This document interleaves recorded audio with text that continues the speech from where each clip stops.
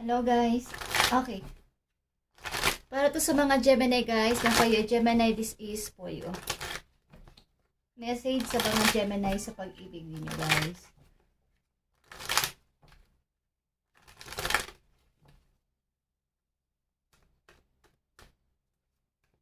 Pag-ibig ng mga Gemini. Tingnan natin guys.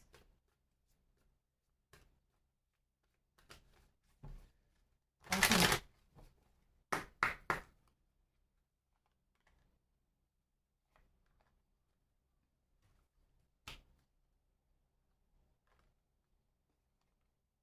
They are the one Gemini, okay?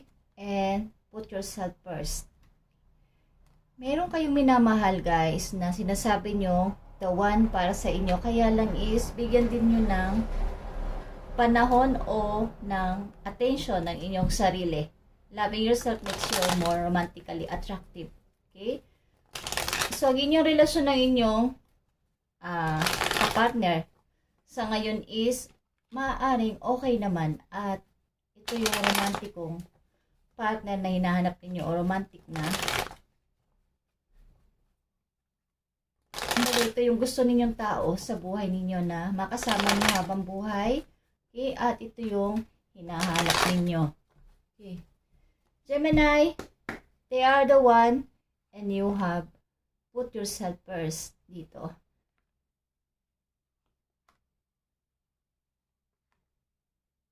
Okay. King of Swords is here. Andito ang Aquarius energy, Gemini, katulad mong air sign, is here.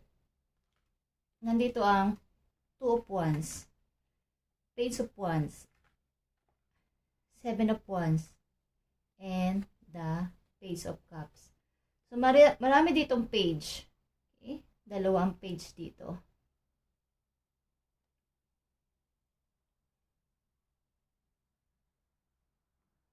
So, maaaring ang person na to ay natagpuan mo o nakilala mo sa malayong lugar o magkalayo kayo ng tao na to at ito ang masasabi mong the one for you at ito yung gusto mo. Maaaring ang person na yung kadiling ay mas bata sa'yo, Gemini, okay? At pinaglalaban mo to. Maaaring hindi ito, kumbaga, may mga pagkakaiba kayong dalawa. Sa ugali, sa style, kung ano-ano is meron, marami. Marami kayong pagkakaiba at ipinaglalaban mo ang relasyon na to kahit kanino, kahit nasabihin natin na maraming taong may ayaw o against sa inyong relasyon is andito yung pakikipaglaban. Okay guys, at maaaring ito yung desisyon mo. Hindi ko alam kung kayo ay away-bati ng person na to, pero may pagkabatang isip ito. Hindi masyadong naaarok o na nare-reach niya ang iyong mga gusto sa buhay. Maring iba yung mga gustong mangyari, mga hilig mo is hindi kayo masyadong magkatugma, pero masasabi mong ito ay the one for you at romantiko naman to. Okay, Gemini, maring ito ay malayo sa iyo o nakilala mo sa malayong lugar. But huwag niyong kalimutan na kayo ay magbigay ng oras o ng pansin sa inyong sarili. Lagi pa rin unang sarili. Okay? Maaring lagi itong humingi sa'yo ng sorry o lagi nagkakaroon ng pagkukulang sa'yo. But andito yung pagpapatawad. Okay. Gemini, tingnan natin ang about sa iyong decision na may kinalaman dito sa pag-ibig mo o sa inyong sitwasyon sa kasalukuyan. So, wengi it. Nest egg something to crow about.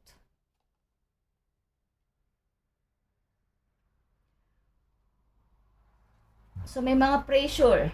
May mga pressure sa inyong relasyon. But andito yung kunwari ikaw ay isang ina o isa kang mas matanda ka nga sa kanya o kaya mas mature ang isip mo sa kanya is andito yung pagpapasensya at katulad ng isang inahing manok, okay? Yung pag-aalaga, yung pagtingin, okay? Pagkikare sa tao na to at andito yung pagpapasensya sa kanya.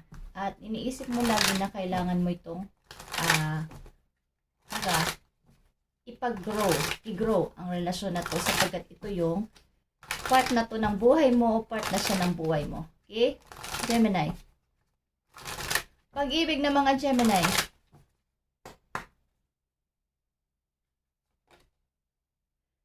So, may mga hindi talaga pagkakaintindihan sa inyong relasyon.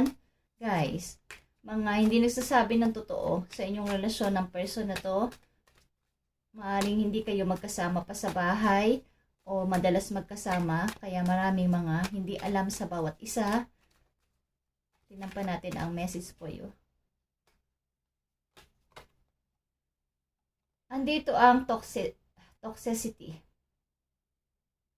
So, maaaring dealing ka o involved ka sa karmic relationship. Okay, guys.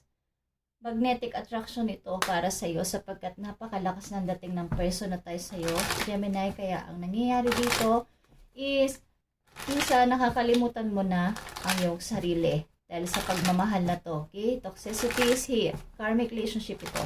Kung hindi mo to puputulin at lalagyan ng solution, is maaaring tuloy-tuloy ito. Away-bati lang, Gemini. Okay?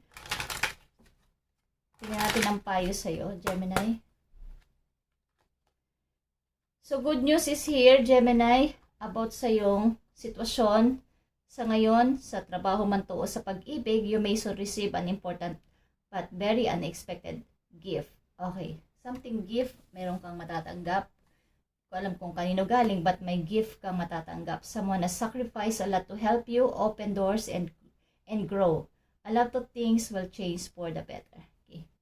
May magbibigay sa'yo ng gift, ano man to, literal na gift, mga flower or mga chocolates or any gift na magpapasaya sa'yo is meron. At ang person na to ay maaaring nagsakripisyo para ito ay maihandog sa'yo o mabigyan ka ng ganitong klaseng good news. Okay?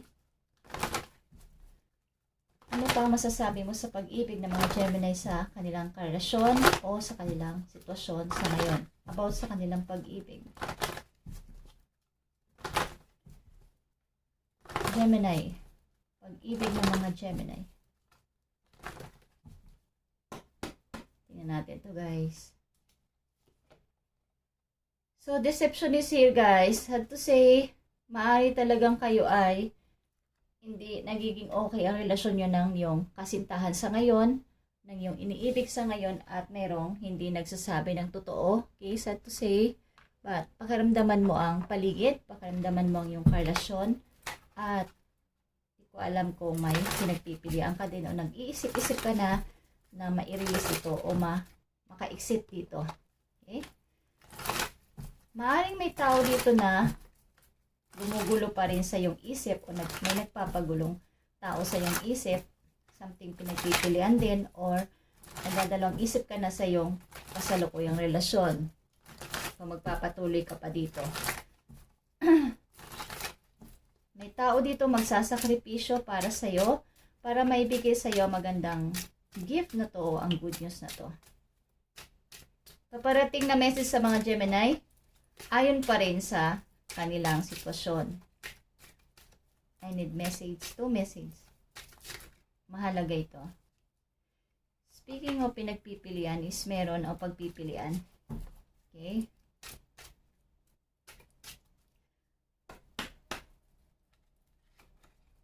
Seven of Cups, pagpipilian talaga, offer is here at something wise. Choose wisely sa mga offers na to na paparting sa'yo, Gemini. At protect yourself. Meron ka dito actually 3 7, lucky 7. Okay, Gemini. At 4 of Swords, put yourself first talaga at magbigay ng energy sapagkat marami mga opportunity ang paparting sa'yo dito. Piliting maging matatag at piliting maging logic sa inyong kasalukuyan. Pagdating sa mga usaping may kinalaman sa pwede kayong ma-drain, pwede kayong kumbaga, malugmok doon, ma-stuck doon, is pilitin yung mag-ipon ng energy sa inyong sarili. Sapagkat ang mga Gemini nandito, maaaring hindi na okay sa kanilang relasyon. At kung pagpapatuloy nyo pa ang ganito, toxicity, is walang mangyayari sa inyong buhay, okay, Gemini? kailangan ninyong magbigay ng pansin o ng attention sa inyong sarili. Para dito. Okay, kung naranasan nyo to, maaaring hindi pa mature ang iyong relasyon pagdating sa seryosohang relasyon o pang forever. But, tinuturing mo tong the one for you sapagkat ito nga ang gusto mong makasama habang buhay. Kaya lang pakaramdaman mo ang sitwasyon ninyong dalawa. Kung on and off, ito is walang mangyayari. Okay? Message pa sa'yo, Gemini. You are doing your best. Okay? Ginawa mo naman ang lahat. And that is enough. That is enough. Any difficulties you face will not last forever. Release the thoughts and feelings that don't feel good.